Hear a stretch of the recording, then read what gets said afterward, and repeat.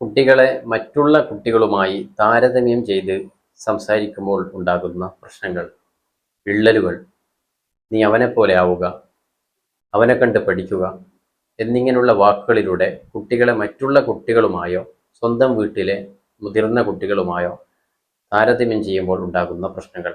ഒന്ന്, കുട്ടികൾ നമ്മളിൽ നിന്ന് അകന്നു പോകാനുള്ള ആദ്യത്തെ വഴിയാണ് താരതമ്യം ചെയ്യൽ.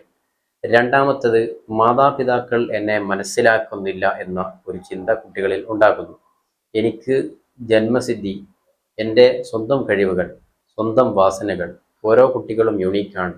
എൻ്റെ കഴിവുകൾ വെച്ച് എനിക്ക് ഉയരാനും വളരാനും എന്നെ അനുവദിക്കുന്നില്ല, അവനെപ്പോലെ ഞാൻ ആകണം എന്ന് പറയുന്ന അർത്ഥശൂന്യമായ ഈ താരതമ്യം എന്നെ മനസ്സിലാക്കുന്നില്ല എന്ന ചിന്ത കുട്ടികളിൽ ഉണ്ടാകും.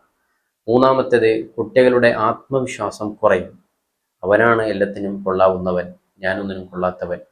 കുട്ടികൾക്കിടയിൽ ശത്രുത ഉണ്ടാകാനും സാധ്യതയുണ്ട്. ജ്യേഷ്ഠാന്യന്മാർക്കിടയിലോ മറ്റുള്ള സുഹൃത്തുക്കളെയോ താരതമ്യം ചെയ്ത് സംസാരിക്കുമ്പോൾ അവൻ എല്ലാത്തിനും മിടുക്കനാണ്, ഞാനൊന്നിനും പറ്റാത്തവനാണ്, അതുകൊണ്ട് അവനെ ഇല്ലാതാക്കി കളയണം, കൊലയിൽ വരെ എത്തിച്ചേരാൻ സാധ്യതയുണ്ട്. മറ്റൊന്നാണ്, കുട്ടികൾക്ക് അപകർഷതാബോധം ഉണ്ടാക്കാൻ സാധ്യതയുണ്ട്.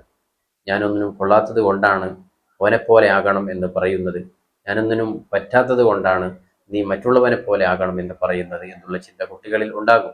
അതുപോലെ കുട്ടികളുടെ വ്യക്തിത്വത്തിൽ വലിയ വിള്ളലുകൾ, വലിയ മുറിവുകൾ ഉണ്ടാക്കുകയും ചെയ്യും. അതുകൊണ്ട് ഓരോ കുട്ടികളും വ്യത്യസ്തരാണ്.